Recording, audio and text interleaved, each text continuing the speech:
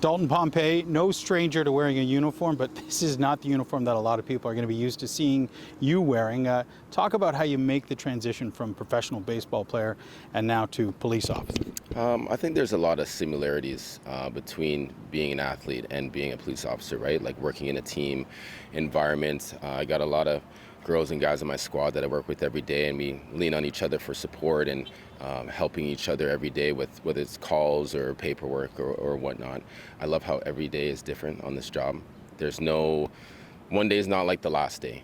So you're a Mississauga guy, made a big name for yourself in Toronto, obviously with the Blue Jays. How do you land in Hamilton?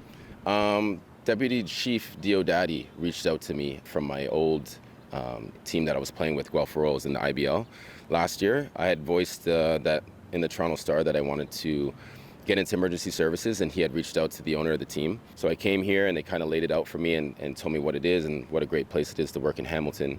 You're right though, I'm not from here, but I've learned a lot being here. I've learned the geographics of the area, I guess you could say. Being in the East End a little bit, being in the mountain a little bit, and being here in Central. I love it, honestly. You get a little bit of everything. Is there anything you learned as a young baseball player making his way up to the major leagues that you're able to take into this career? The one thing is just being patient, for sure. I think that, every situation, like I said before, is different. So when you're dealing with people, you don't know what they're going through. You don't know what they're going through in their life.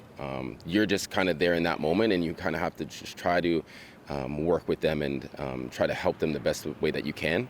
In baseball, it can be frustrating at times too, right? It's a game of failure, and it definitely teaches you patience and, remaining calm and collected and keeping your emotions in check. And it's the same thing with this job as well. I mean, there's that moment when you steal second and third. I mean, that was a big moment for the Jays in that playoff run. How do you remember those days?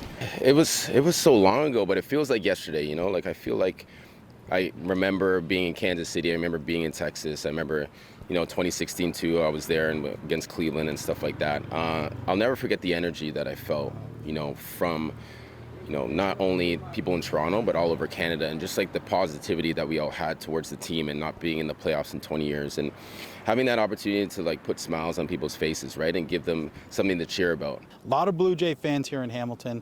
How do you deal with that now in this new career when people come up and they recognize who you are? Yeah, yesterday I was working and I had a couple of people come up to me and just, say hello. Everything's been positive to this point. I think that it's important that for me specifically to know that, I will never not be a baseball player. I will always have played for the Jays and lived that life. But now that I'm doing policing, it's something totally different. And I'm only 30. I have the rest of my life to live, and I wanted to be a positive one and one with purpose. So that's why I decided to be here.